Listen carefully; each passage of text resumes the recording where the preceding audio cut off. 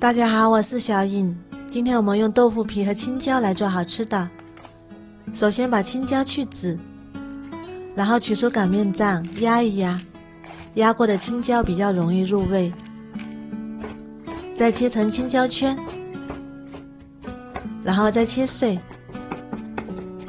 像这样就可以啦。然后装入碗中，加一勺盐，搅拌均匀，腌制10分钟，腌出水分。再准备一块猪肉，先切薄片，再剁成肉末，装入碗中备用。再准备一把小葱，切成葱花，装入肉馅里。再准备一块生姜，焯成姜蓉，再加一勺生抽，1勺料酒，适量的白胡椒粉，1小勺盐，最后加1颗鸡蛋，搅拌均匀，搅拌至肉馅上劲，腌制10分钟。我们再来准备一点配菜，准备半个红椒，先切条，再切成小碎丁，装入盘中备用。大蒜切成蒜末，装入盘中备用。再准备一点葱花和姜末备用。准备半个胡萝卜，先切丝，最后切成小碎丁，装入肉馅的碗中。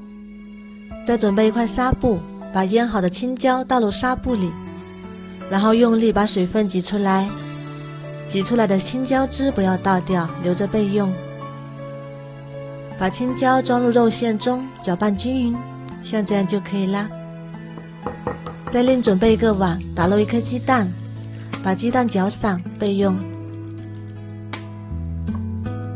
再准备2到3张豆腐皮，切成10厘米左右的正方形，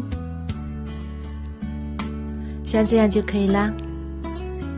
再取1张豆腐皮出来，放上我们调好的肉馅，边缘抹上鸡蛋液，然后上下左右对折，像这样把它卷起来，这样我们的豆腐卷就做好啦。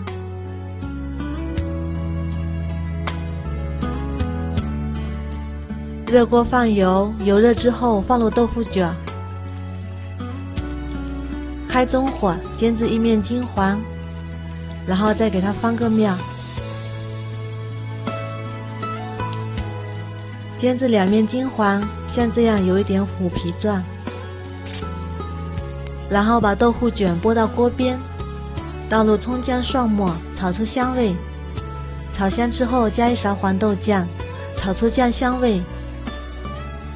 再把青椒汁也加进来，再加入清水没过豆腐卷，再加1勺生抽，1勺料酒，然后盖上煮5分钟。哇，好香啊，香喷喷的。再加1碗水淀粉，煮至汤汁变粘稠，最后撒点葱花，美味继承。然后关火出锅。豆腐皮和青椒这样做真的是营养又好吃。再把汤汁也加进来，更加的入味。我们来尝一块看看，它的口感是有一点微辣，非常的入味，有肉有菜又有豆制品，营养也是非常的丰富，老人和孩子都可以多吃一点。如果你喜欢也试试吧，喜欢我的视频就关注我吧。